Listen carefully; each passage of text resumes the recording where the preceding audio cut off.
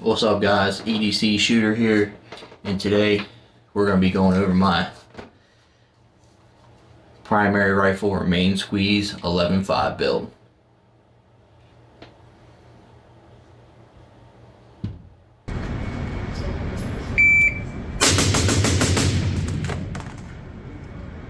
So this is my primary rifle that I run. I have several, but this is my 11.5 build. I shoot this quite a bit.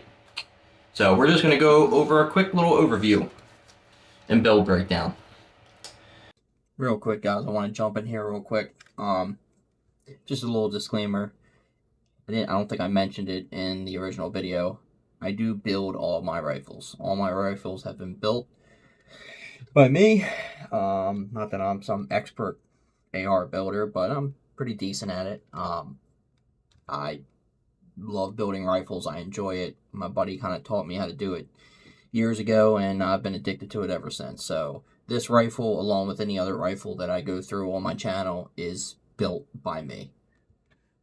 So we'll just start off at the top here. I'm running the Sandman S for a suppressor. I like this can. I know Dead Air has gotten some flack over the last few years, the whole situation with the Sierra 5, but me personally, I've had no issues with Dead Air cans. You know, it's not the Sandman S is not the quietest can, but it is insanely durable. It is a 30 cal can, so you can run it on your like 308s, 300 blackouts, and it does pretty good on flash suppression. So it is an pretty old suppressor. It's like 10 plus years old. I would eventually like to get a newer style, more modern flow through can, and I am going to get one eventually when I can afford it. But this is the suppressor I primarily run on this for now. So no issues there.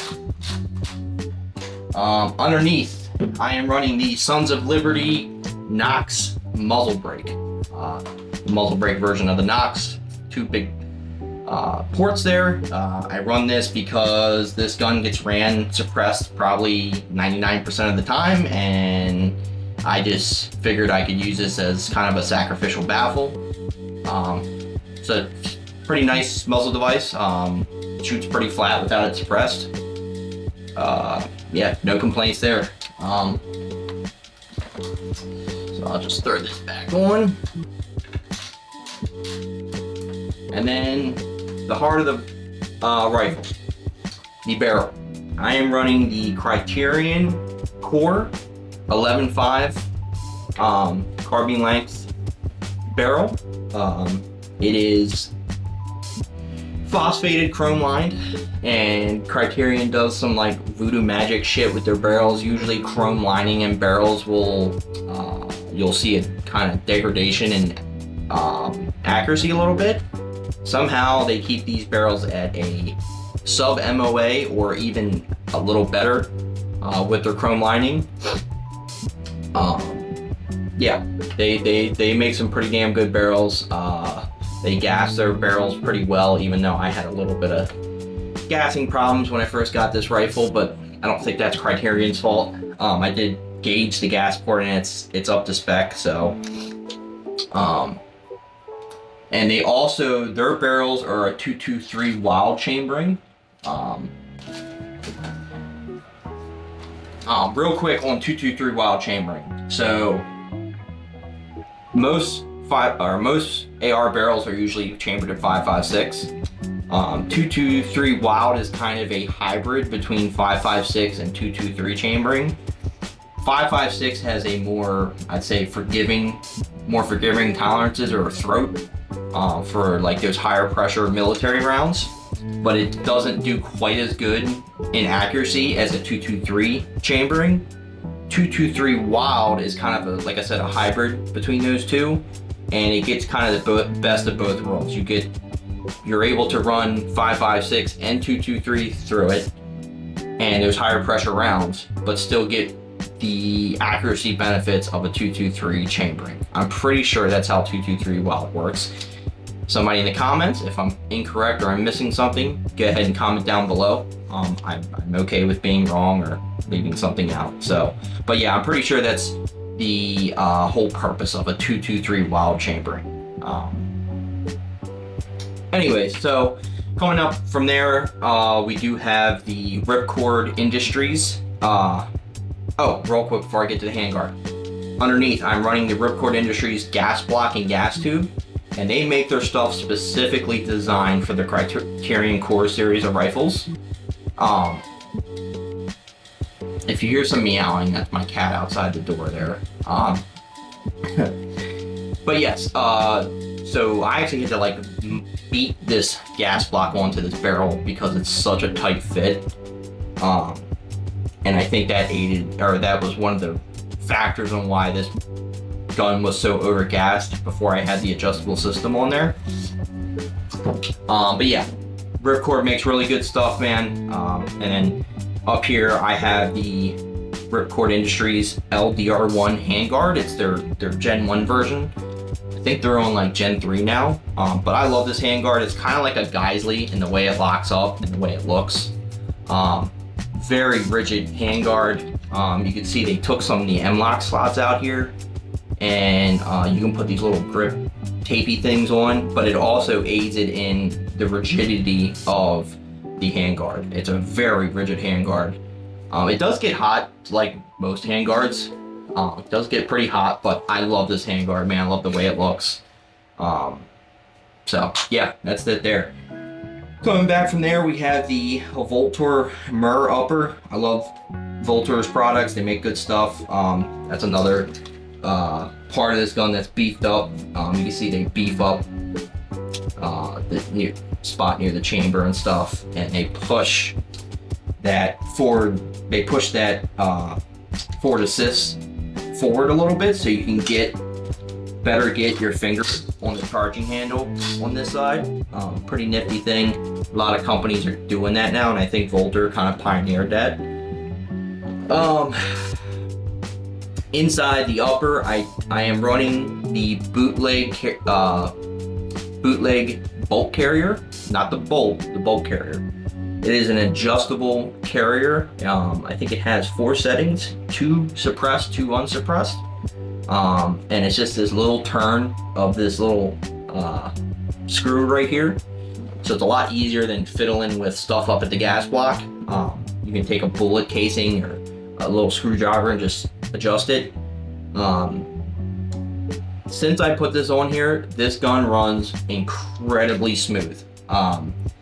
I think part of the reason why it was so overgassed, now obviously I have a full back pressure old style can on here, so that definitely played a part in it. But I think because of the tight tolerances with Ripcord's gas block and gas tube, I wasn't getting any bleed off up front. It was all that gas was coming back. And yeah, like I said, I checked the gas port size with my gauge. It's in spec, so that's the only thing I can think of. But since I put that carrier in, this thing runs ridiculously smooth. Now the bolt is not bootleg. I took that out. I'm running the Centurion Arms, their new dual ejector bolt, and it's chromed. It's chrome. Can't tell because it's so dirty, but it is chrome. Yeah, that bolt's cool, really nice, man. I noticed the ejection is even more consistent now with that dual ejector bolt. And Centurion Arms makes great stuff. Yeah, I have more of their products, which you'll see eventually, but yeah, Centurion Arms makes really good stuff. And then coming down here, I just have the Sons of Liberty / Forward Controls LRF, their lower receiver, and it's like their ambi version. And then on that, I have all forward controls buttons.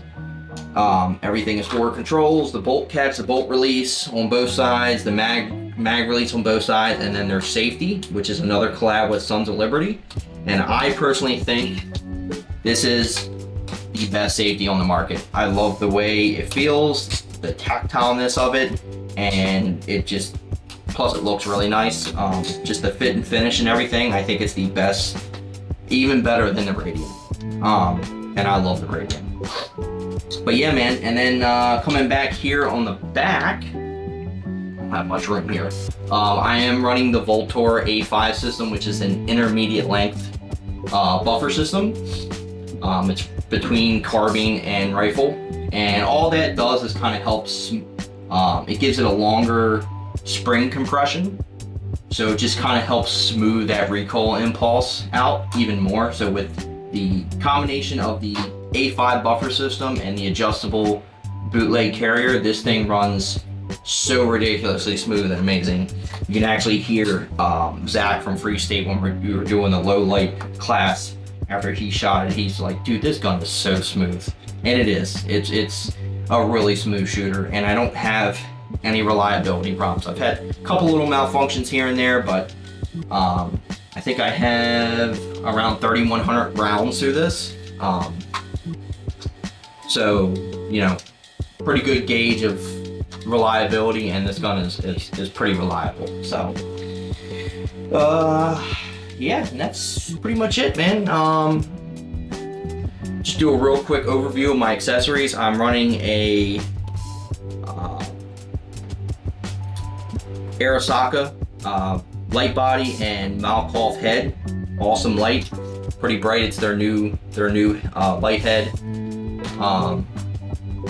A cheapo Holosun IR laser and Viz laser. I don't have nods, so I just kind of use it as a training tool, and if I ever use somebody's nods, I at least have IR capabilities. The Unity Axon switch, love this switch. Some people rag on it, and I don't know why. The ergonomics of it, the buttons, the overall build quality, and just the way it looks is awesome. I like it better than the Surefires. Got a Neo Mag Sentry strap. EOTech XPS 2 or 3. I got this on sale at Dragon Man because it was a blem. Unity riser. Yeah, Edgar Sherman design sling. They're okay. I like the pull tab. I wish it had some more padding on it. Yeah. Magpul SLR or SL stock. I can't remember the exact name of it. Oh, the Emissary Development handbrake, e-brake I think it's called, and then their hand stop, their little new hand stop with this grippy part on it. I love this thing. It really gets some good torque on your support hand behind the rifle, and I do like this little hand stop that they just made. Yeah, but that's pretty much it, man. This gun is pretty sweet. You know, like I said, I've run this. This is like my primary rifle. I run this the most. And yeah, went through some changes, and probably will go through some more at some point. You know how guns constantly, your rifles constantly change. So I hope you guys enjoyed this video. A little quick overview of my 11.5 build. Until next time, stay safe, and I'll catch you in the next video.